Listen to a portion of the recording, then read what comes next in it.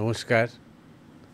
মরমিয়া spiritual society YouTube channel থেকে আরেকটা নতুন এপিসোডে সকল দর্শক, শ্রোতা, ভক্ত, সাধক, নবীন, প্রবীণ সবাইকে আবার স্বাগত জানাই। আষাঢ় মাসের শেষ দিক, বেশ বর্ষা, ঘন বর্ষা। আশা করি এবার নালিশ কিছু নেই যে বর্ষা কম বা দেরি করে হচ্ছে। যদিও নালিশের উপকরণ আমরা সবসময় খুঁজেই পাই। গরম পড়লেও আমাদের নালিশ, বেশি বৃষ্টি হলেও আমাদের নালিশ, বৃষ্টি শেষ হচ্ছে না, বৃষ্টি শেষ হয়ে গেলেও আমাদের নালিশ, গরম যাচ্ছে না। যাই হোক, আশা করি সবাই বর্ষাকালে ভিজে ভিজে আছেন এবং বর্ষায় বাংলার প্রকৃতি উপভোগ করছেন। আজকের প্রথম জিজ্ঞাসা করেছে বি দ্য ক্রিয়েটার। প্রণাম মহারাজ, আমার বিনীত জিজ্ঞাসা, যার গুরুকরণ হয়নি সে কিভাবে জপ ধ্যান করতে পারে? ধ্যান তো পছন্দের ইষ্টের করতে পারে, কিন্তু সে কোন মন্ত্র জপ করতে পারবে? বি দ্য ক্রিয়েটার, তুমি তো অনেক দিন থেকেই আমাদের ভিডিওর নিয়মিত শ্রোতা এবং জিজ্ঞাসু। তোমার এই কথাটা আমার অদ্ভুত লেগেছে, পছন্দের ইষ্ট। পছন্দের দেবদেবী হয়, পছন্দের ইষ্ট হয় না। ভাষা যত তুমি সচেতন হবে, সজাগ হবে, তত তোমার ধারণা তৈরি হবে। যত ধারণা তৈরি হবে তত তোমার অন্তর্দৃষ্টি খুলবে। যত তোমার অন্তর্দৃষ্টি খুলবে তত তোমার বোধে জগৎ জাগবে। ইষ্ট কোনো শপিংয়ের জিনিস নয়, বাজারে গেলে আর পছন্দ মতো একটা ইষ্ট বেছে নিলে। দেব দেবী পছন্দের বা অপছন্দের হতে পারে। যখন গুরু দীক্ষা দেন তখন তিনি হয়তো তার নতুন দীক্ষিত সন্তানকে জিজ্ঞাসা করেন যে তোমার কোন দেবদেবী পছন্দ। কিন্তু তারপরে তিনি নির্বাচিত করে দেন তোমার ইষ্ট, তিনি বলে দেন কোনটা তোমার অনিষ্ট। সুতরাং ইষ্ট যখনই কথাটা হবে, সেটা নির্বাচিত কার দ্বারা? গুরুর দ্বারা। এটা খেয়াল রেখো। সুতরাং আবার বলছি যে পছন্দের ইষ্ট হয় না। এবার তোমার পছন্দের দেবদেবী কে সেটা তুমি ভেবে দেখো, বা তুমি দেখো সেটা। মূল কথা হলো যে এতদিন ধরে সঙ্গ করে নিশ্চয়ই এটা বুঝতে পারছো, ঠাকুর শ্রীরামকৃষ্ণ যেটা বলতেন সেটা হচ্ছে ব্যাকুলতা। গুরুকরণ হোক না হোক, যেটা দরকার সেটা হচ্ছে ব্যাকুলতা। তোমরা বড্ড বেশি প্রক্রিয়া এবং পদ্ধতি নিয়ে পড়ে থাকো, বা পড়ে থাকো না, আসলে কন্টিনিউয়াসলি একই রকমের জিজ্ঞাসা করে যাও, নিজে শুরু করার দায়টা এড়িয়ে যাওয়ার জন্য। শুরু করে দাও, পদ্ধতি প্রক্রিয়া নিয়ে মাথা ঘামিও না। তোমার ব্যাকুলতা, তোমার মন, তোমার অন্তর্জগৎ তিনি দেখবেন। তুমি কতটা গ্রামার ফলো করছো, কতটা শাস্ত্র ফলো করছো, কোন মন্ত্র জপ করছো, সেগুলো বাহ্য, সেগুলো পরের ব্যাপার, সেগুলো গুরুত্বপূর্ণ নয় যখন তোমার গুরুকরণ হয়নি তখন। 1 নম্বর। 2 নম্বর কথা হলো, এবার তোমার দেবদেবীর কথা উঠল। প্রথমত তুমি নিজেকে জিজ্ঞাসা করো যে এই যে তোমার ধ্যান জপের প্রতি আগ্রহ বা রুচি তৈরি হয়েছে, আশা করছি তুমি জিজ্ঞাসা করছো মানেই আমি ধরে নিচ্ছি তুমি জপ ধ্যান করতে চাও। এই প্রেরণা তুমি কোত্থেকে পেলে? কোন শাস্ত্র থেকে পেয়েছো তুমি? ধরা যাক তুমি ভগবদ গীতা পড়ছো বা ভগবদ গীতার ব্যাখ্যা শুনছো। শুনতে শুনতে তোমার ইচ্ছা হচ্ছে আমি জপ ধ্যান শুরু করি। তাহলে তুমি আপাতত শ্রীকৃষ্ণকে নিয়ে শুরু করো। তিনি তোমার একজন প্রিয় দেবতা, তাকে নিয়ে শুরু করো। অথবা তুমি হয়তো ঠাকুর শ্রীরামকৃষ্ণের যে কথামৃত বা তার যে বচন, তার যে বাণী, তার যে জীবন, তার দ্বারা খুব অনুপ্রাণিত হয়েছ। তা তুমি ঠাকুর শ্রীরামকৃষ্ণকে দিয়ে শুরু করো। অথবা তুমি স্বামী বিবেকানন্দের দ্বারা অনুপ্রাণিত হয়েছ, বা মা শারদার দ্বারা অনুপ্রাণিত হয়েছ, বা স্বামী নিগমানন্দের দ্বারা অনুপ্রাণিত হয়েছ, বা এরকম বহু মহাপুরুষ আছেন, হয়তো অনুকূল ঠাকুরের দ্বারা অনুপ্রাণিত হয়েছ, বালক ব্রহ্মচারীর দ্বারা অনুপ্রাণিত হয়েছ, লোকনাথ ব্রহ্মচারীর দ্বারা অনুপ্রাণিত হয়েছ, আনন্দময়ী মায়ের দ্বারা অনুপ্রাণিত হয়েছ। যাকে দেখে, যার কথা শুনে, যার জীবন কাহিনী পাঠ করে তুমি অনুপ্রাণিত হয়েছ, তোমার জপ ধ্যান করার মতি তৈরি হয়েছে, তা তাকে দিয়ে শুরু করো না, তাকে দিয়ে জপ ধ্যান শুরু করো, তাকেই তোমার সামনে আপাতত তুমি রাখো। পরবর্তীকালে গুরুকরণ হলে তখন তিনি ইষ্ট ঠিক করে দেবেন। আর সেই তোমার প্রিয় যিনি, তিনি যদি তোমার ধ্যান করতে করতে তোমার ধ্যানের মধ্যে বারবার চলে আসেন, তা তোমার ইষ্ট, তোমার গুরু এবং তিনি অঙ্গাঙ্গী জানবে, সেটা তোমার গুরুই তোমাকে বলে দেবেন। সেটা নিয়ে তোমার চিন্তা করার, ওটা নিয়ে চিন্তা করার তো কিছু নেই। তুমি ভগবান বুদ্ধকে তোমার সামনে একজন রূপ তৈরি করতে পারো। বুদ্ধকে দেখলে আমাদের কি মনে পড়ে যায়? ধ্যানের কথাই মনে পড়ে যায়। মানে বুদ্ধের ধ্যান মূর্তি সারা পৃথিবীতে এত প্রসিদ্ধ হয়েছে তাই জন্যেই। তোমার ধরো তুমি বুদ্ধের সামনে গিয়ে বসলে, তিনি হয়তো গাছতলায় বসে আছেন স্থির হয়ে। এমনই একটা আমাদের মনের মধ্যে ছবি তৈরি হয়ে গেছে যে তোমার বুদ্ধের কাছে গিয়ে, কি মশাই কেমন আছেন, আমি এলাম আপনার কাছে, এরকম বলতে ইচ্ছে করবে না, তাই না? আপনার কাছে কিছু জিজ্ঞাসা আছে, বলতে ইচ্ছে করবে না, তাই না? কি ইচ্ছে করবে? যেভাবে উনি স্থির হয়ে চোখ বন্ধ করে বসে আছেন ধ্যানাসনে, তোমারও মনে হবে আমি তার সামনে স্থির হয়ে ধ্যানাসনে বসি। তাই তার যে ধ্যান মূর্তি, এটা সর্বত্র রয়েছে, পৃথিবী সর্বত্র কত মূর্তি, কত ছবি, কত পেইন্টিং, কত রকমের ক্যালিগ্রাফি, সব বুদ্ধকে নিয়ে রয়েছে, সবই ধ্যানের, বেশিরভাগই ধ্যানের। তাহলে তাকে চিন্তা করলে একটা ধ্যান মনে পড়ে যায়। যখন মন চঞ্চলও হয়, তখন যখন বুদ্ধের চিন্তা করবে, তখন মন শান্ত হয়ে যায়, সমাহিত হয়ে যায়, স্থির হয়ে যায়, তখন তাকে চিন্তা করো। তারপর তোমার যদি কনফিউশন থাকে যে ঠিক আছে এরা তো সব মানুষ রূপে এসেছিলেন, এটাতে আমার ঠিক ধ্যানের ঠিক একজন দেবতা বলে মনে হচ্ছে না, আমার একটু অতিপ্রাকৃত রূপ চাই, মানে কালী কিংবা দুর্গা কিংবা শিব চাই। ঠিক আছে, আমরা ক্রিকেটে একটা কথা বলি না যে সেফ খেলো, শিবকে নিয়ে থাকো। শিব সবার দেবতা, মানে তিনি তন্ত্রেরও দেবতা, তিনি যোগেরও দেবতা, তিনি ভক্তিরও দেবতা, তিনি শাক্তেরও দেবতা, বৈষ্ণবরাও তাকে দেবতা হিসেবে জ্ঞান করেন, তিনি বেদের দেবতা, তিনি সবার দেবতা, দেবাদিদেব মহাদেব। এবং শিবের যে রূপ আমরা দেখি, মানে শিবলিঙ্গ ছাড়া শিবের যে রূপ আমরা দেখি, নানা রকম প্রতীকসহ, অর্থাৎ অর্ধচন্দ্র, তৃতীয় নয়ন, ত্রিশূল, সবই ধ্যানের প্রতীক, সেটাও তুমি নিশ্চয়ই জানো। তাহলে শিবকে দেখেও বা শিবকে ভাবলেও ধ্যান বা যোগ বা স্থিতি বা সমাধি মনে পড়ে যায়, তাকে নিয়ে করো। এগুলো খুব একটা গুরুত্বপূর্ণ নয়। অথবা তোমার বাড়িতে হয়তো ঠাকুর ঘর আছে, সেই ঠাকুর ঘরে হয়তো তোমাদের কুলদেবতা রয়েছেন, তোমার মা বাবা হয়তো কাউকে একটা মানেন, ওদের সাথে সাথে দেখে দেখে দেখে দেখে তোমারও তাকে, সেই দেবতাকে বা দেবীকে ভালো লাগে, তার করো, সেটা গুরুত্বপূর্ণ নয়। এবার সেখানে তোমার সেইটার যিনি মন্ত্র হবে, ধরো শিবের তুমি ধ্যান করছো, তুমি ওম নমঃ শিবায়ও বলতে পারো। তুমি কৃষ্ণের ধ্যান করছো, ওম নমঃ কৃষ্ণ বলতে পারো। তুমি রামকৃষ্ণের ধ্যান করছো, ওম রামকৃষ্ণ বলতে পারো, ওম নমঃ রামকৃষ্ণায় বলতে পারো। তুমি এমনি অন্তর থেকে শুধু ডাকতে পারো, শুধু রামকৃষ্ণ রামকৃষ্ণ রামকৃষ্ণ বলতে পারো, শুধু শিব শিব শিব বলতে পারো, শুধু রাম রাম রাম বলতে পারো। তোমার যেটা পছন্দ হবে সেটা তুমি করতে পারো। মূল ব্যাপারটা হচ্ছে ব্যাকুলতা, অন্তর থেকে ডাকা। রামকৃষ্ণ কি বলছেন যে ব্যাকুল হয়ে তাকে ডাকো, পদ্মাসনে বসো, ভোরবেলা বসো, এরপর প্রথমে এই প্রাণায়ামটা করো, তারপর ওই প্রাণায়ামটা করো, এইসব কিন্তু বলছেন না, কারণ ওগুলো বাহ্য। করলে ভালো, না করলে বিশাল তুমি পিছিয়ে আছো, বা তুমি মানে ঠিক মতন হোমওয়ার্ক করে পৌঁছাচ্ছ না ঠাকুর ঘরে, তা কিন্তু নয়। অনেক প্রাণায়াম করার পরে যদি অন্তরে ব্যাকুলতা না থাকে, যদি শুধুমাত্র আচরিক হয়, তাহলে কিন্তু তেমন কিছু সাড়া পাওয়া যায় না। কিন্তু ব্যাকুলতা থাকলে তাহলে সাড়া পাওয়া যায়।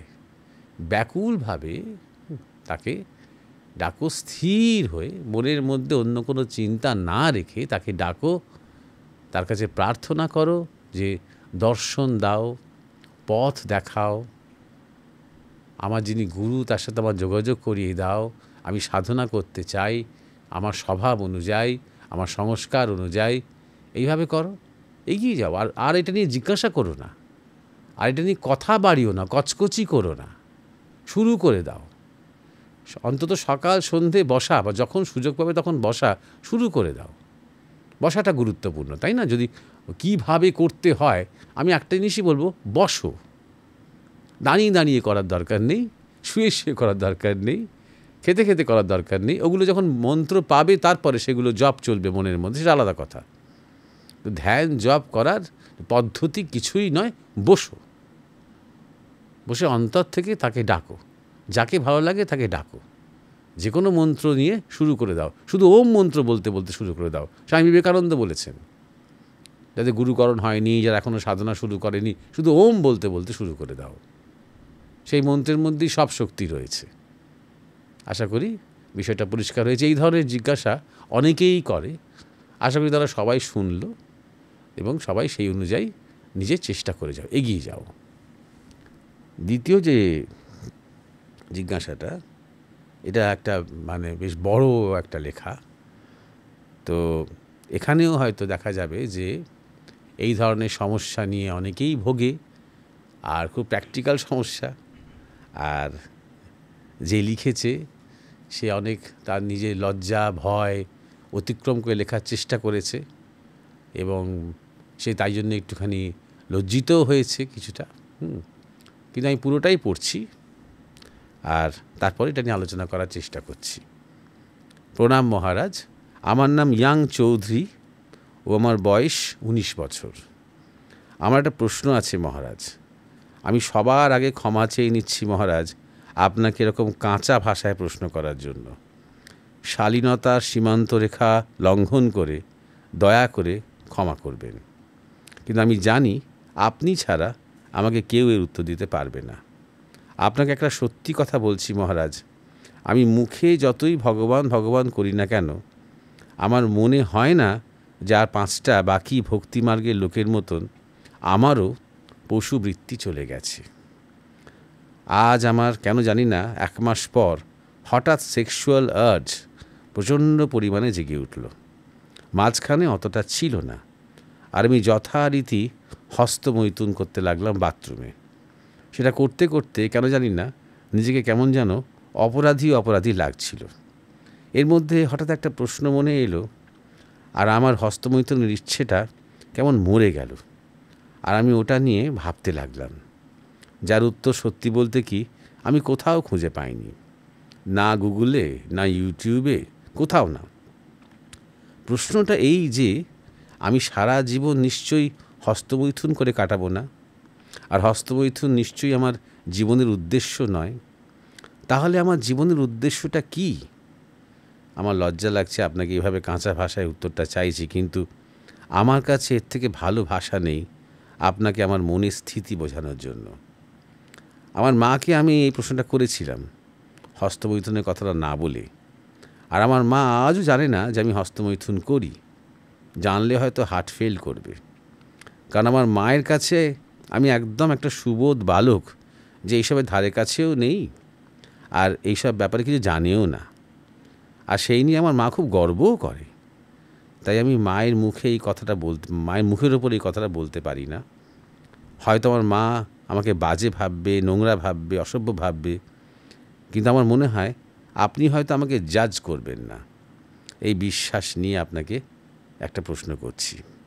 আমার মাকে প্রশ্ন করাতে আমার মা বলে যে একটা ছেলে জীবনের উদ্দেশ্য হলো ভালোভাবে পড়াশোনা করে একটা ভালো চাকরি পেয়ে তার মা বাবার মুখ উজ্জ্বল করা এবং তাদের বার্ধক্যে তাদের সেবা করা। কিন্তু সত্যি বলছি মহারাজ, আমার কোনোদিনও মনে হয়নি যে এটাই শুধু আমার উদ্দেশ্য। কিন্তু উদ্দেশ্যটা কি সেটাও ঠিক জানি না। তাহলে আমার জীবনের উদ্দেশ্যটা কি? আর এর চেয়েও বড় প্রশ্ন হলো, কি করে আমার জীবনের উদ্দেশ্যটা খুঁজে পাবো? আর হস্তমৈথুন করা যে অত্যন্ত খারাপ কাজ, এটা পাপ, এসব আমি জানি, কিন্তু বিশ্বাস করুন আমি কোনোভাবেই এটাকে আটকাতে পারি না। এটা তীব্রতা এত, যেটাকে কোনোভাবেই আটকানো যায় না। আর যদি বেশি জোর করি তাহলে হয়তো কয়েকদিন আটকানো যায়, কিন্তু কয়েকদিন পর এটা এত তীব্র বেগে আসে যে সেই দিনে হয়তো 3-4 বার কখনো কখনো হয়ে যায়। তাই আমার মনে হলো যে এটাকে আমি এইভাবে পারবো না। আমার মনে আছে একটা জায়গায় আমি পড়েছিলাম যে এটা হলো ভাগীরথী নদীর অলকানন্দা নদীর সাথে মেশার আগে যেরকম তীব্র বেগ নেয়, এই সেক্সুয়াল আর্জ এরও সেই রকম তীব্র বেগ। আর আপনি একবার ব্রহ্মচর্যের ভিডিওতে চ্যানেলাইজেশন অফ এনার্জি এই নিয়ে কিছু বলেছিলেন। তাই আমারও মনে হলো যে এটাকে আমি আমার জীবনে শুধু আটকাতে পারবো না, এই এত তীব্র স্রোতের সামনে একটা সামান্য ড্যাম কিছু করতে পারবে না। এটাকে আমার যে কোনো উপায়ে অন্যদিকে ঘোরাতে হবে। তো এই ঘোরানোর কৌশলটা মহারাজ আমার জানা নেই। আমি এটা কি করে শিখব বা করব, আপনি যদি একটু সাহায্য করতেন তাহলে খুবই উপকৃত হতাম। উত্তরটা দিলে খুবই উপকৃত হতাম মহারাজ। আপনি উত্তরটা আমাকে মেসেজে বা ভিডিওতে দিতে পারেন, আমার কোনো অসুবিধে নেই। আমার নাম নিলেও কোনো অসুবিধে নেই। আচ্ছা, এইটা হচ্ছে ইয়াং চৌধুরীর দীর্ঘ পত্র। প্রথমে তোমার মায়ের কথায় আসি। তোমার মা যেটা তোমাকে বলেছেন যে পড়াশুনো করো, চাকরি করো, বার্ধক্যে মা বাবাকে দেখো, তুমি ঠিকই বলেছ। এটা জীবনের উদ্দেশ্য নয়, এটা হচ্ছে জীবনের কিছু কর্তব্য, যেটা মা বলেছেন। এর বেশি মা ভাবেননি বা মা জানেন না, সেটা তাঁর দোষ নয়। তিনি কখনো সেইভাবে আধ্যাত্মিক শিক্ষা হয়তো পাননি, বা সেইভাবে হয়তো সাধুসঙ্গ বা গুরুসঙ্গ পাননি। যেটুকু তিনি জানেন, যেটুকু তিনি মেনে চলেন, সেটুকুই তিনি তোমাকে বলেছেন। তিনি তোমাকে কর্তব্য বলেছেন। 2 নম্বর কথা হলো, আমি এইটুকু জেনে খুব সুখী হলাম যে তোমার মা যদি জানতে পারে তুমি এরকম হস্তমৈথুন করো এবং তুমি যতটা উনি সরল ভাবেন এসব ব্যাপারে ততটা তুমি সরল বা অজ্ঞ নও, তাহলে উনি হার্ট ফেল করতে পারেন। এটা শুনে আমি একটু সুখী হলাম যে কোনো মা এটাকে একটা বড় রকমের একটা মানে বিপদ বলে যে মনে করতে পারে ছেলের ক্ষেত্রে। এটা শুনে এই জন্যে সুখী হলাম যে এখনকার মা বাবারা অনেকটাই এই প্রগতিশীলতার ধাক্কায় এটা হতেই পারে, এটা স্বাভাবিক, এটা করলে কোনো ব্যাপার নয় ইত্যাদি ইত্যাদি বলতে আরম্ভ করেছে। এবং আমি আগেও এই কথাটা বলেছি, তার জন্য খুব বিতর্কও হয়েছে। এবং তার জন্য এমনকি আমার ইউটিউবের ভিজিবিলিটি কমিয়ে দেওয়া হয়েছে, যে অনেক ডাক্তাররাও, অনেক তথাকথিত মেইন স্ট্রিম মেডিকেল সায়েন্সও কনস্ট্যান্টলি একটা হস্তমৈথুন করা খারাপ কিছু নয়, হস্তমৈথুন করলে খারাপ কিছু হয় না, ভালোই, বরং মন রিল্যাক্স করে, ডিপ্রেশন কাটিয়ে দেয়, ভালো ঘুম হয়, ভালো কনসেন্ট্রেশন হয়, ইত্যাদি ইত্যাদি ইত্যাদি বলে পথভ্রষ্ট করেছে বা করার চেষ্টা করছে এই তোমাদের মতন বয়সী নবীন ছেলেদের। সেখানে তোমার মা যে দুঃখ পেতে পারেন এবং সেটা যে তোমার কাছে একটা ভয়ের ব্যাপার, চিন্তার ব্যাপার, এটা জেনে কোথাও আমি সুখী হলাম যে তোমার মায়ের মধ্যে তাহলে সেই ধারণা কিছুটা আছে, তার মধ্যে কিছুটা বিদ্যাশক্তি আছে। বিদ্যাশক্তি একমাত্র বুঝতে পারে যে স্খলন ভালো নয়। রমণ ঠিক আছে, কিন্তু স্খলন ভালো নয়, দুর্বল করে দেয় পুরুষকে। এটা কিন্তু একমাত্র বিদ্যাশক্তি জায়গাটা ধরতে পারে। তো তার মধ্যে বিদ্যাশক্তি আছে, তুমি সৌভাগ্যবান এরকম ধরনের একজন মা পেয়েছো বলে, প্রথম কথা। দ্বিতীয় কথা, যে তুমি উদ্দেশ্যের কথা বলছো। এখন এটা আমি অনেকবার আলোচনা করেছি। তুমি ব্রহ্মচর্যর ভিডিও যখন শুনেছ, আশা করছি অন্যান্য ভিডিও কিছু শুনেছ। আমাদের গুরু মহারাজ স্বামী পরমানন্দ বলতেন, need of life, necessity of life, purpose of life. Need of life হচ্ছে ফুড, ক্লোথস, শেল্টার, অন্ন, বস্ত্র, বাসস্থান, একদম প্রয়োজন, বেঁচে থাকার জন্য একদম মিনিমাম যেটা প্রয়োজন, বেসিক।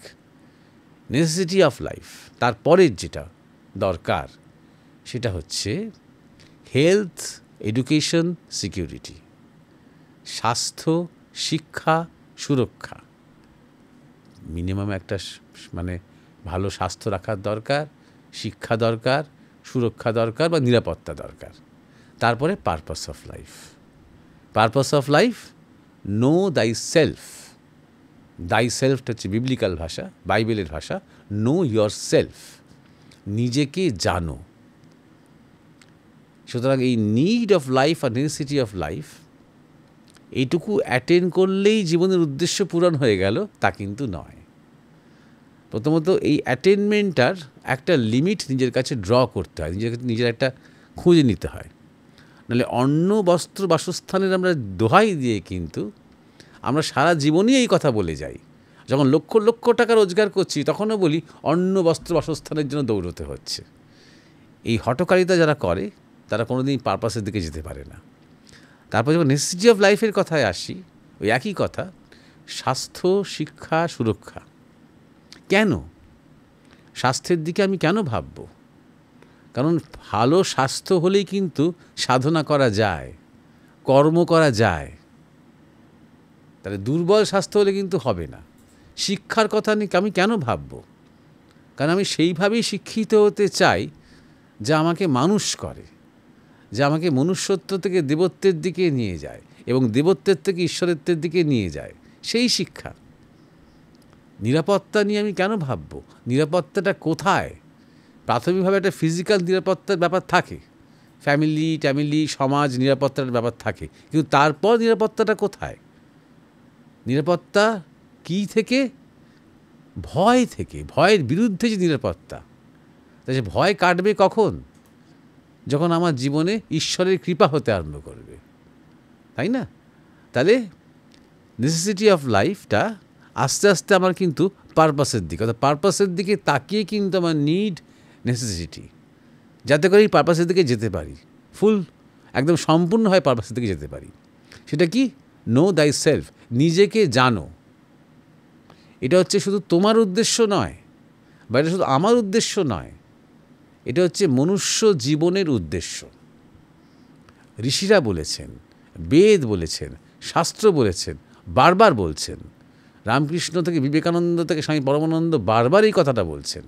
প্রথম কথাটাই হচ্ছে আত্মানং বিদ্ধি, নিজেকে জানো। এইবার কিভাবে নিজেকে জানবে? তার অনেক পদ্ধতি আছে, অনেক কিছু আছে, সেই জটিলতার মধ্যে আমি যাচ্ছি না। কিন্তু নিজেকে জানার জন্য আমাকে সঙ্গ করতে হবে। কার সঙ্গ করতে হবে? সাধু সঙ্গ করতে হবে, সৎসঙ্গ করতে হবে, গুরু সঙ্গ করতে হবে। যত করব তত আমার চেতনার মধ্যে একটা পরিবর্তন হতে আরম্ভ করবে, আমার চাহিদার পরিবর্তন হতে আরম্ভ করবে, আমার রুচির পরিবর্তন হতে আরম্ভ করবে, আমার যে লক্ষ্য, সেই লক্ষ্য তখন নির্দিষ্ট হতে আরম্ভ করবে। ভাবনা, ইচ্ছা, ক্রিয়া, সৎসঙ্গ, সাধুসঙ্গ যত আমি করব তত আমার ভাবনা পাল্টাবে। যত ভাবনা পাল্টাবে তত আমার ইচ্ছাগুলো পাল্টাবে। যত আমার ইচ্ছাগুলো পাল্টাবে তত আমার সেই ইচ্ছা থেকে আমার জীবনে ক্রিয়াতে নেমে আসবে। এখানে তোমার কি সমস্যা হচ্ছে? দেখো, প্রথম যে সমস্যাটা হচ্ছে যে তুমি স্ট্রাগল করছো তোমার এই হস্তমৈথুনের যে বেগ তার সাথে। কিন্তু তোমার মুখেই যত ভগবান ভগবান করি না কেন এই কথা তুমি একবারই বলেছ, কিন্তু মনে প্রাণে যখন ভগবান ভগবান হবে তখন স্ট্রাগলটা অনেক কমে যাবে। তখন অটোমেটিক্যালি চ্যানেলাইজেশনটা হতে আরম্ভ করবে। আগের কথাটা মনে করে দেখো, ভাবনা, ইচ্ছা, ক্রিয়া। তাহলে যখন আমার জীবনে যখন ওই কামের বেগ আসছে, কোত্থেকে আসছে? ভাবনা থেকে আসছে, ভাব থেকে আসছে। কোথায় আসছে? ইচ্ছাতে আসছে। ইচ্ছা থেকে কোথায় আসছে? শরীরে আসছে। তাহলে এবার যখন আমার ভাবনা পাল্টাতে আরম্ভ করবে, অর্থাৎ ভাবনায় যখন ভগবান আসবে, ভাবনায় যখন উদ্দেশ্য আসবে, ভাবনায় যখন স্থিতি আসবে, ভাবনায় যখন শিবত্ব আসবে, তখন ধীরে ধীরে ধীরে ধীরে আমার ইচ্ছাতেও সেটা আসতে আরম্ভ করবে। তারপরে যখন শরীরেও আসবে তখন অটোমেটিক্যালি সেটা আবার সেই শিবত্বের দিকে, সেই ব্রহ্মত্বের দিকে, সেই পরমার্থের দিকে আমাকে সেই শক্তিটা আবার নিয়ে যাবে। এটাই হচ্ছে বিজ্ঞানটা। তাহলে আগে তুমি স্ট্রাগল করা বন্ধ করো, তুমি আগে নিজের জায়গাটাকে তৈরি করো, উৎসে যাও, তুমি কি চাও জীবনে সেখানে যাও। আর তোমার প্রতিটি যে চাহিদা, ইন্দ্রিয়জ যে চাহিদা, সেই চাহিদাকে সেই ভগবতমুখী করে দাও। সুতরাং মুখে শুধু ভগবান ভগবান করলে কিন্তু হবে না। ওই জন্যে বলছি, ভগবানকে ওই জন্যে প্রাণে আনতে হবে, 1 নম্বর কথা। 2 নম্বর কথা, এটা জানবে, এই ব্যাকগ্রাউন্ডে একটা কথা জানবে যে কাজটা কিন্তু সহজ নয়। এটা জীবনের একটা কঠিন চ্যালেঞ্জ, এবং এর সাথে লড়াই করা যায় না, এর সাথে যুদ্ধ করা যায় না। মনে রাখতে হয়, খুব গুরুত্বপূর্ণ, মন্ত্রের মতন মনে রেখো, যে যৌন শক্তিকে ঘৃণা করতে নেই, যৌন শক্তিকে থেকে এড়িয়ে যাওয়া যায় না, যৌন শক্তি থেকে পালিয়ে যাওয়া যায় না, যৌন শক্তিকে ভয় পেলে হবে না, শ্রদ্ধা করতে হবে। 3 নম্বর কথা হলো, কেন শ্রদ্ধা করতে হবে? কারণ এই যৌন শক্তির দ্বারাই আমরা কিন্তু এসেছি এই জগতে। এই জগৎ, বিশ্ব, ব্রহ্মাণ্ড ক্রমাগত সৃষ্টি, স্থিতি, প্রলয় হয়ে চলেছে। এক ধরনের রমণ চলছে পুরুষ তত্ত্ব, প্রকৃতি তত্ত্বের মধ্যে। পরমাণু স্তরেও চলছে, প্রজাপতি স্তরেও চলছে, পশু পাখি স্তরেও চলছে, মনুষ্য স্তরেও চলছে, ভগবৎ স্তরেও চলছে। রাধার সাথে কৃষ্ণ চলছে, শিবের সাথে কালী চলছে, সব সময় রমণ চলছে। তাহলে যৌন শক্তি বা কাম শক্তি হচ্ছে মূল, রুট, প্রত্যেকটা স্তরে, শুধুমাত্র শারীরিক স্তরে নয়, আমাদের মানসিক স্তরে, আমাদের বৌদ্ধিক স্তরে, আমাদের আধ্যাত্মিক স্তরে, সর্বত্র চলছে। সেইটাকে অ্যাপ্রিসিয়েট করতে হবে, সেই জায়গাটার কাছে নত হতে হবে, নমন করতে হবে, প্রার্থনা করতে হবে। তুমি ইয়াং চৌধুরী, তুমি কোন ছাড়, আমি কোন ছাড়?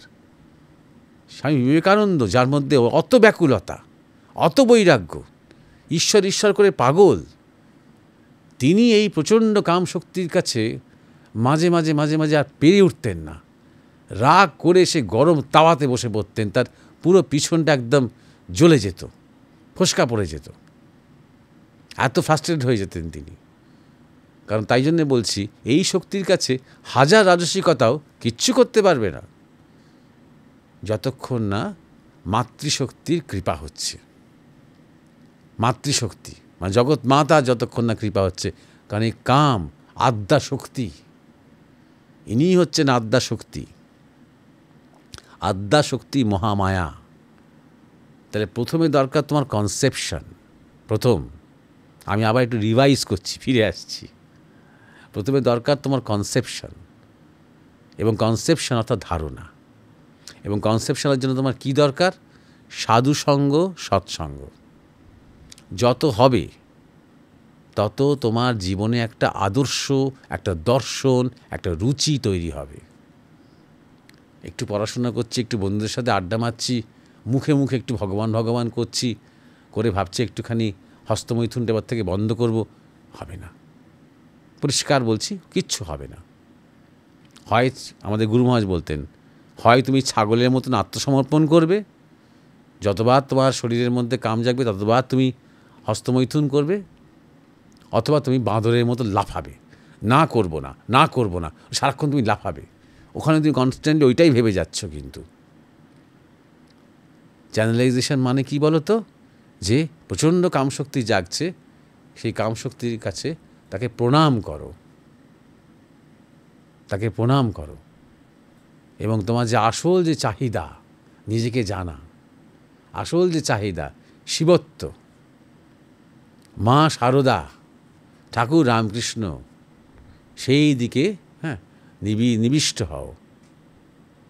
যদি গুরুকৃপা থাকে, যদি ঈশ্বরের কৃপা থাকে, যদি জগৎমাতার কৃপা থাকে, তাই দেখবে আস্তে আস্তে আস্তে আস্তে শুধু শরীর শান্ত হচ্ছে না, ধীরে ধীরে ধীরে ধীরে উঠে যাচ্ছে সেই শক্তি, সেই তত্ত্বের দিকে।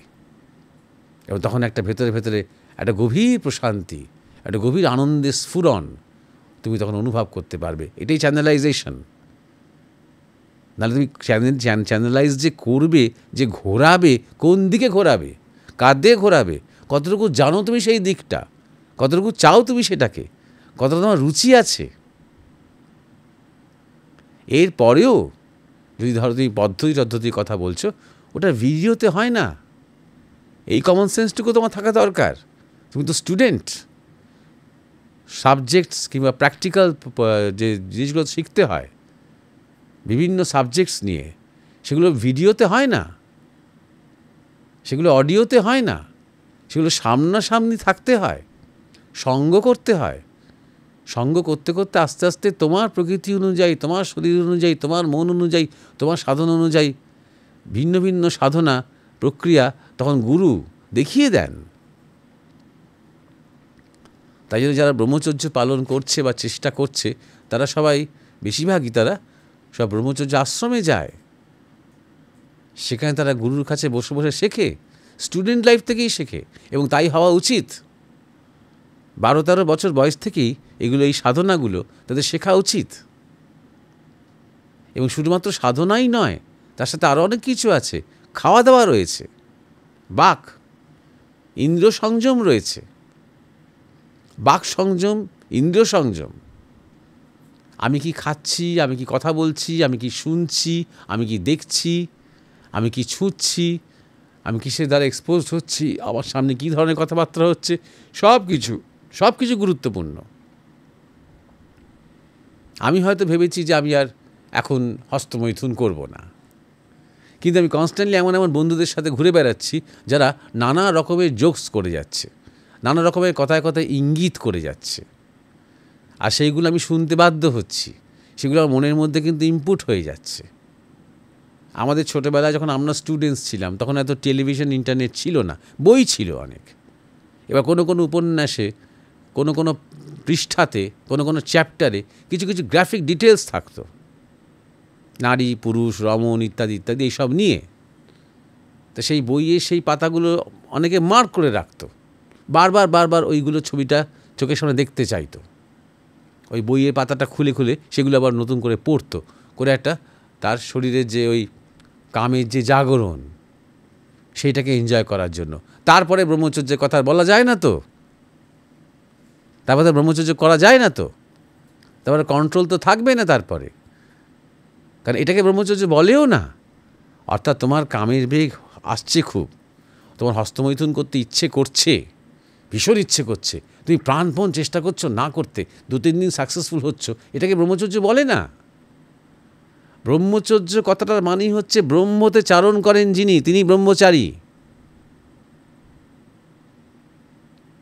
যিনি সব সময় চেষ্টা করেন আমি ব্রহ্ম, আমি স্থিতি, আমি শরীর নই, আমি মন নই, আমি বুদ্ধি নই, আমি বিচার নই, আমি অবিনশ্বর অসীম সেই সত্তা, এই জায়গায় যদি নিজেকে রাখার চেষ্টা করেন, পারেন না হয়তো সবসময়, চেষ্টা করেন, তিনিই ব্রহ্মচারী।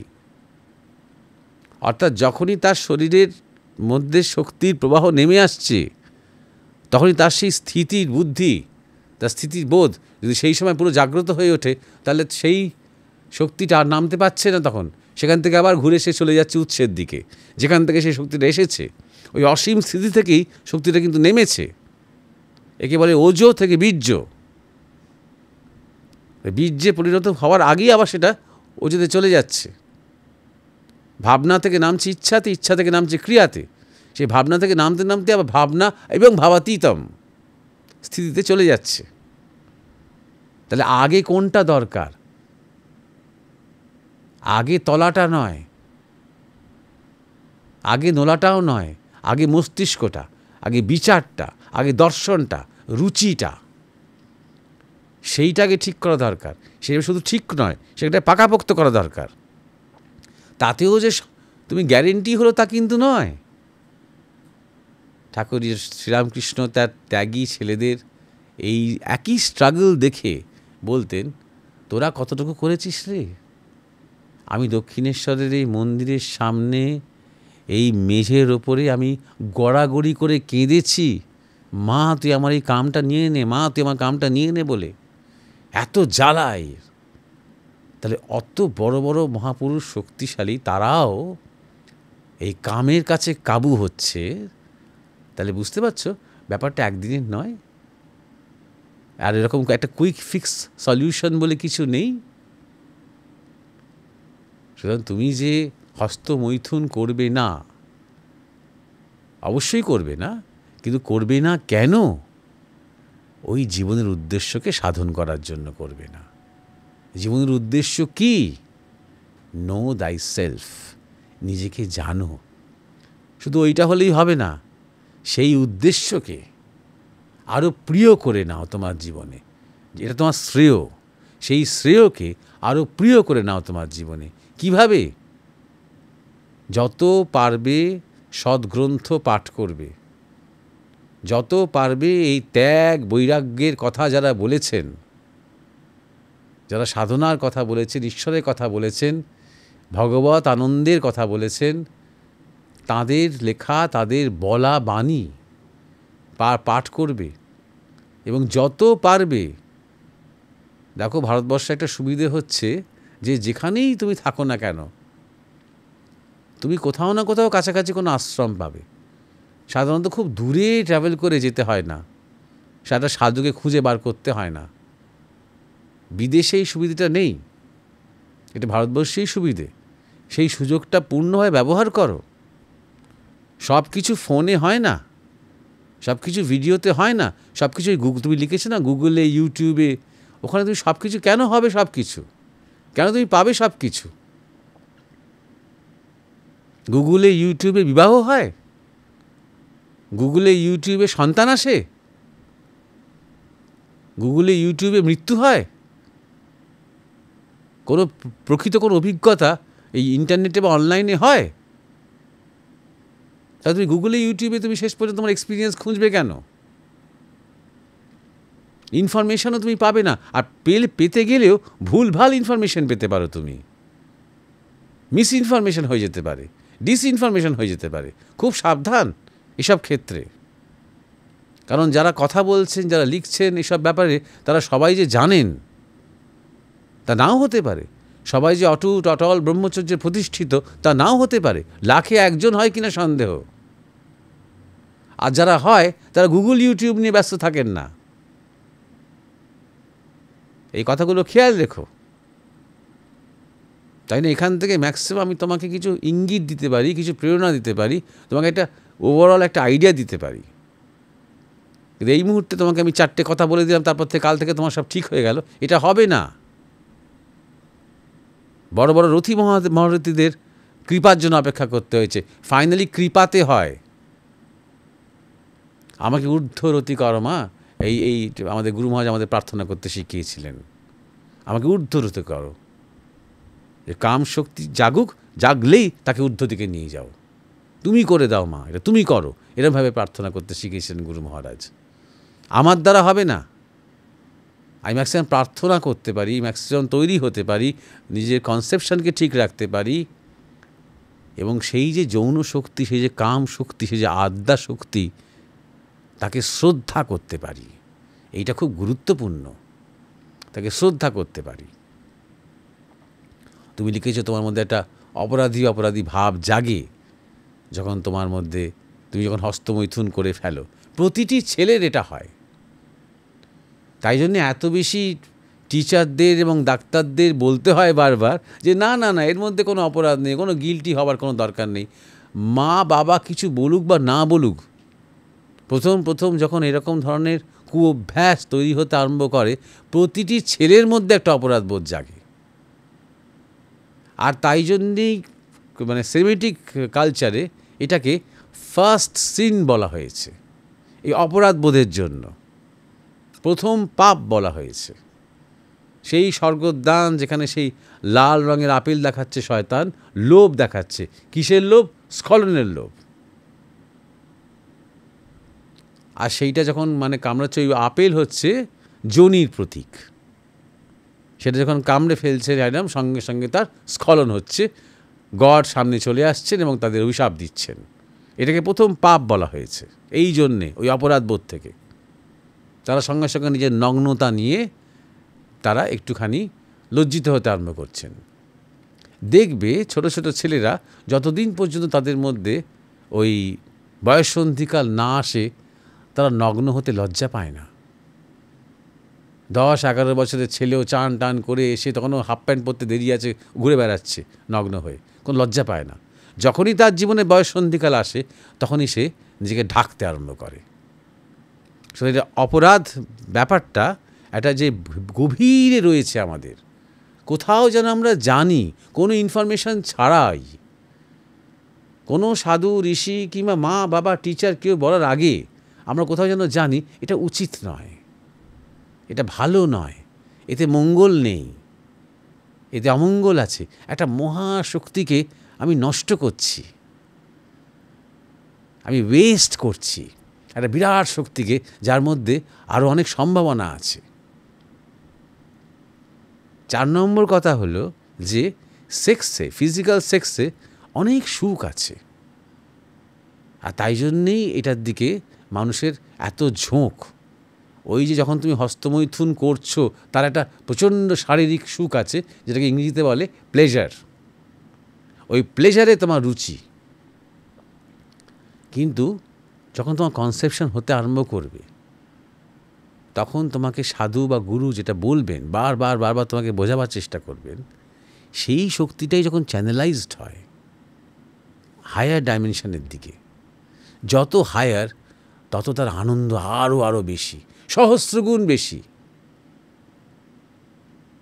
স্বাধিষ্ঠান চক্রে যে সুখটা হচ্ছে, সেইটাই যখন তোমার ধরো অনাহত চক্রে হবে, সেই সুখটাই, সে আনন্দটাই বিশুদ্ধ চক্রে হবে, সে আনন্দটাই যখন আজ্ঞা চক্রে হবে, সে আনন্দটাই যখন তোমার একদম সহস্রার চক্রে হবে,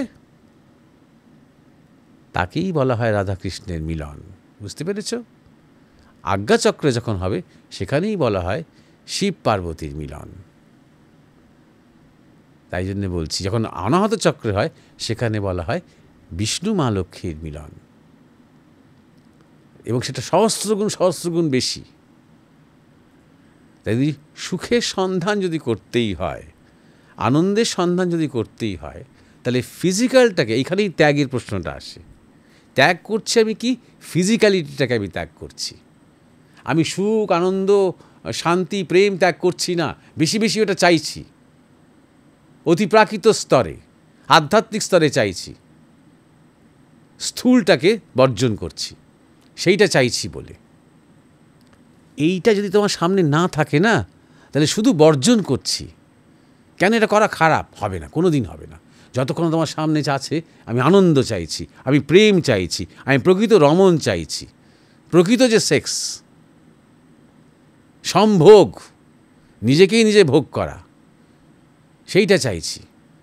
যতক্ষণ না তোমার সেই কনসেপশনটা তৈরি হবে, ততক্ষণ পর্যন্ত তোমার মধ্যে সেই শক্তিটাই থাকবে না রেজিস্ট করার। এমনকি প্রার্থনা করতেও তোমার তখন ইচ্ছে হবে না মায়ের কাছে, যেটাকে ঊর্ধ্বমুখী করে দাও, এটি ইচ্ছে হবে না। তখন এই সুখটা এতটাই প্রবল হয়ে উঠবে। কিন্তু যখন তোমার এই কনসেপশনটা হবে, যখন তুমি বুঝতে পারবে ঠাকুর রামকৃষ্ণের সাধনাটা ঠিক কোথায় নিয়ে গেছে তাকে, বুদ্ধের নির্বাণ তাকে কোথায় নিয়ে গেছে, কীভাবে নিয়ে গেছে, চ্যানেলাইজড হলে কি হয়, চৈতন্যদেবের ওই যে অর্ধবাহ্য দশা, অন্তর্কৃষ্ণ বহির রাধা, অন্তর্রাধা বহির কৃষ্ণ, এটা কোথায় হচ্ছে এই রমণটা যখন বুঝতে পারবে, এতটাই আনন্দ, এতটাই আনন্দের বিস্ফোরণ যে সমাধি হয়ে যাচ্ছে, এতটাই উল্লাস। একেই বলা হয় উজ্জ্বল রস বাউলের ভাষায়। তো যতক্ষণ না তোমার এই কনসেপশনটা হচ্ছে, আর এই একবার শুনলেই হবে না, কিন্তু অনেকের কাছেই মনে হবে একটু যেন ধোঁয়াশা লাগছে, একবার শুনলে হবে না, বারবার শুনতে বুঝতে, চোখের সামনে দেখতে, তেমন কোনো মহাপুরুষ গুরুর মধ্যে তেমন কিছু শক্তি দেখতে, তখন আস্তে আস্তে তোমার চেতনার পরিবর্তন হবে, তোমার চেতনার মধ্যে রুচি তৈরি হবে, তুমি চাইবে তখন সে হায়ার রিয়ালিটিটাকে, তখন তুমি চাইবে। যখন সেই চাওয়াটা খুব শক্তিশালী হবে, তখনও কিন্তু শরীরের মধ্যে একই রকমের ধাক্কা আসবে, তখন আমার ভেতরের চাহিদাটা আরেকটা স্রোত তৈরি হয়ে যাচ্ছে, আরেকটা উজান স্রোত তৈরি হয়ে যাচ্ছে। সেই উজান স্রোত থেকে তখন তুমি মহামায়ার কাছে, জগৎ মাতার কাছে শরণাগত হতে পারবে, সমর্পিত হতে পারবে, প্রার্থনা করতে পারবে, গুরুশক্তির কাছে প্রার্থনা করতে পারবে। তখন তোমার যদি গুরুকৃপা হয়, তখন তোমার মধ্যে সে আশীর্বাদটা আসতে আরম্ভ করবে, যে ঊর্ধ্বমুখী হবে। তখন ওই ওজো থেকে বীর্যতে নামলেও আবার সেটা ওজোতে রূপান্তরিত হবে। তোমাকে নিয়ে যাবে অনেক দূর, সেটা ধাক্কাটা একদম সহস্রের দিকে নিয়ে যাবে। তখনই সেটা ব্রহ্মচর্য, তখন সেটা ব্রহ্মচর্য সাধনা। এইবার তোমাকে আমি কিছু ফিজিক্যাল কিছু তোমাকে আমি টিপস দিতে পারি। বলছি আবার যেটা বললাম, ওঠা বসা খাওয়া পড়া সম্বন্ধে সচেতন থাকো, রাত্রি জাগরণ করো না। যারা ইয়াং ছেলে, দুপুরবেলা দিবানিদ্রার মধ্যে একদম লিপ্ত হইও না।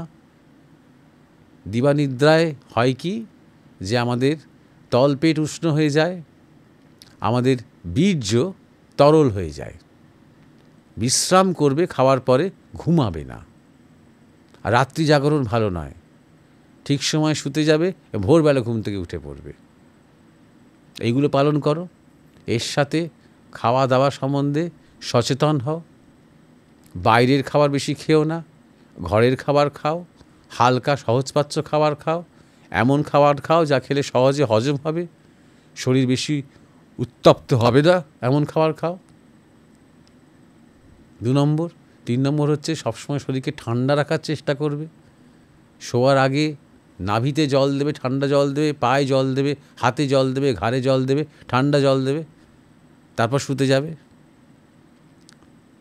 4 নম্বর হচ্ছে ভালো সঙ্গ করবে। তেমন যদি হয় যে বন্ধুবান্ধবদের সাথে সারাক্ষণ অন্য ধরনের ইয়ার্কি ঠাট্টা হচ্ছে, তাদেরকে অ্যাভয়েড করবে। কারণ তাদেরকে খুশি করা, তাদের সাথে নিজে খুশি থাকা থেকেও বড় হচ্ছে তোমার জীবনের উদ্দেশ্য এবং তোমার স্বাস্থ্য এবং তোমার সম্ভাবনা। যদি দেখো তোমার অসুবিধা হচ্ছে, তাদের সঙ্গতে বেশি অসুবিধা হচ্ছে, এড়িয়ে থাকবে তাদের সঙ্গ। 5 নম্বর হচ্ছে 19 বছর বয়স হয়েছে তোমার, শুরু করে দাও, জপ ধ্যান শুরু করে দাও, আসন করো, নিয়মিত আসন করবে, সারাক্ষণ ফোন নিয়ে বসে থাকবে না। সেই ফোন, সেই স্ক্রিন, তার আলো, তারও একটা অবসাদ কাজ করে। যত শরীর কুটে হয়ে যায় তত শরীরের মধ্যে কামভাব জাগে। যারা খুব পরিশ্রম করে তাদের কিন্তু চট করে ওরকম ধরনের বীর্যপাত হয়ে যায় না, যারা শারীরিক পরিশ্রম করে। যারা পরিশ্রম বেশি করে না, ঘরে বসে বসে ওই ফোন নিয়ে ঘাঁটে, তাদের ওই বারবার হস্তমৈথুনের দিকে তাদের মন চলে যায়। এগুলো গুরুত্বপূর্ণ, এই কথাগুলো বলছি। প্রকৃতির মধ্যে থাকবে, মাটির সাথে, ফুলের সাথে, গাছপালার সাথে, নদীর সাথে, পুকুরের সাথে যত থাকবে তত মহাপ্রকৃতির একটা কৃপা হবে তোমার উপরে, তত মন তত সরল থাকবে, মনের মধ্যে একটা পবিত্রতার ভাব থাকবে। আজে বাজে সিনেমা দেখা, আজে বাজে সাহিত্য পাঠ করা, আজে বাজে দৃশ্য দেখা যতটা পারবে এড়িয়ে থাকবে, কারণ ওগুলো মনের মধ্যে প্রভাব পড়ে। আর মন অটোমেটিক্যালি, মনের মধ্যে অনেক দুষ্টুমি আছে, মন অটোমেটিক্যালি সেই দিকেই বেশি যায়। আর একবার দুবার তুমি গেছো মানেই তোমাকে সারাক্ষণ ধরে তোমাকে গুগল কিংবা ইউটিউব ওইগুলোই লিঙ্ক দেখিয়ে যাবে, তোমাকে ওই ধরনের রিলসই তোমাকে দেখিয়ে যাবে। সে তুমি নিশ্চয় এতক্ষণে জানো সেটা খুব ভালো করে। সচেতনভাবে অ্যাভয়েড করবে সেগুলো। শোন, তুমি তোমার চেষ্টাটা সাধ্য মতন করে যাবে, তাও জানবে তুমি নিরাপদ নাও, যতক্ষণ না এতক্ষণ ধরে যেগুলো বললাম সেগুলো নিশ্চিত হচ্ছে এবং শেষ পর্যন্ত গুরু কৃপা হচ্ছে, জগৎমাতার কৃপা হচ্ছে। এটা খেয়াল রাখবে। আশা করি কথাটা বুঝতে পেরেছে এবং আশা করি এই আলোচনাটা অনেকেরই বোধগম্য হয়েছে। আজকে তাহলে এখানেই শেষ করি। সবাইকে নমস্কার জানিয়ে ধন্যবাদ।